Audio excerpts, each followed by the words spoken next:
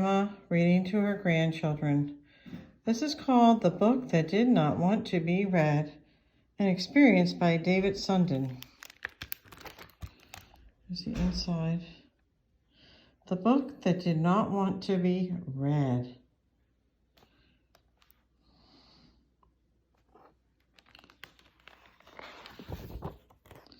All right.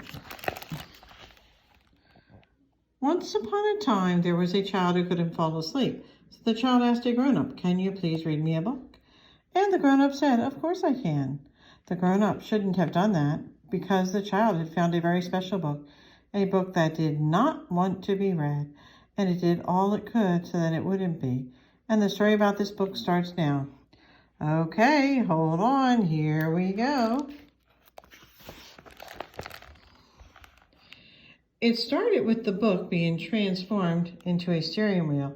The grown-up had to steer it. Vroom, vroom, vroom, vroom, vroom. The grown-up steered to the right, vroom, vroom, and to the left, vroom, vroom. Beep, beep, said the grown-up, pressing the steering wheel. Then they arrived. But then new words appeared in the book, words no one had ever heard before. It suddenly got very hard to read the book. There was a babble that crawled Polish. Polish? Yes, Polish. The grown-up had never before had to read a book that was so awkward. The grown-up checked to see if the child had fallen asleep. Nope, not yet. Must keep reading then. When the dog's party was finished, everyone wanted to spring to the marmalade. Then they all got marmalade in their flurb and flob into the lorfier. Flumpkin fladdle, tatrid dabbid, yabbity dabbity dab, bully bob, gob nabby. The grown-up sighed loudly. Oh. Now the grown-up wished they would have read a regular book with regular words, a book that wanted to be read. Then the book grew wings. Flap, flap, help, wings. And it started to flap, flap, flapping around like a bird. The grown-up had to hold tight to the book so it wouldn't fly out the window. The grown-up had to lie on the book and count to 10. Then the grown-up checked to see if the book was behaving any better. It wasn't, because now the text got smaller and smaller. You could hardly read what was in the book. You had to look very closely. You don't look that smart when you can't read what's on the page. But then the text got bigger, bigger, bigger again, bigger and bigger and bigger and bigger. Behave, book. Suddenly, there was a picture of a rabbit that did not have anything to do with anything. "Hi there," the grown-up said to the rabbit. "Ha ha," the grown-up didn't understand that it wasn't a real rabbit, it was just a picture. "Oh, you cutie patootie," said the grown-up, petting the picture of the rabbit. Then the grown-up whispered to the child what the name of the rabbit was so quietly that no one could hear it. Then it said that it was the end of the book. You absolutely weren't allowed to turn the page.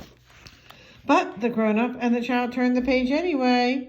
The book started to close. "Oh no, the book is closing. Stop it, stop it." The grown-up had to really grip it hard so the book wouldn't close. "Come on, fight it, fight it." Then the grown-up started hearing music that no one could hear, but instead of reading, the grown-up had to sing. "Ooh, how I love to read this book. This is the best book I have ever read. Why won't the child sleep? Is it because I am singing? Oh, Papa Lula." "How nicely I sing," the grown-up said. The child just shook their head.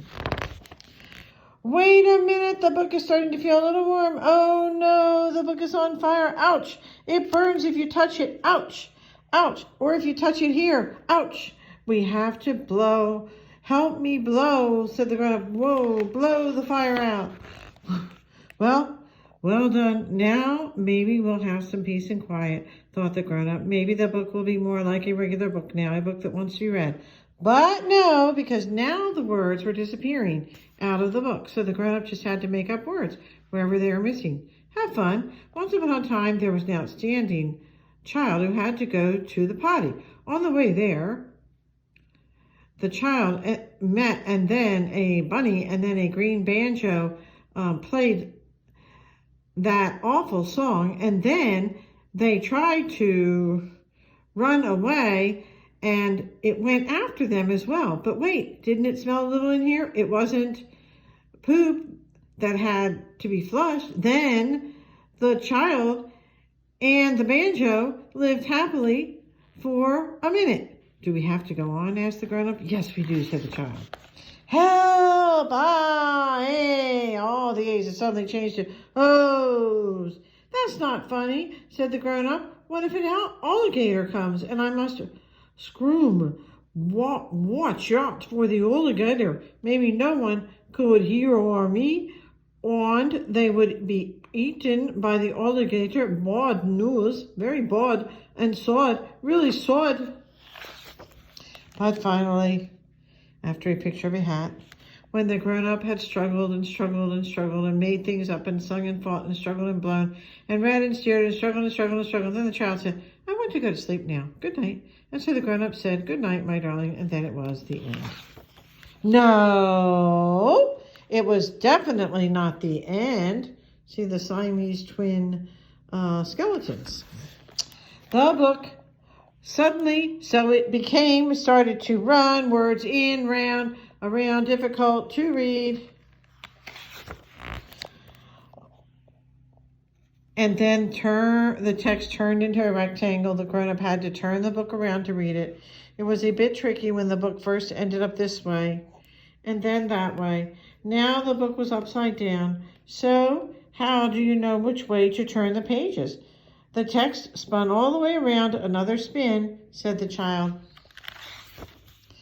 But then the end finally came. The child and the grown-up had to promise to absolutely not read it one more time, because the book was a bit annoyed that it had been read, even though it hadn't wanted to be. It needed to rest. By the way, what was the name of the rabbit again? The grown-up asked. Then the grown-up said to the child, don't forget that you're the best you can be whenever you want to be. I love you. Hugs and kisses. Sweet dreams. The end.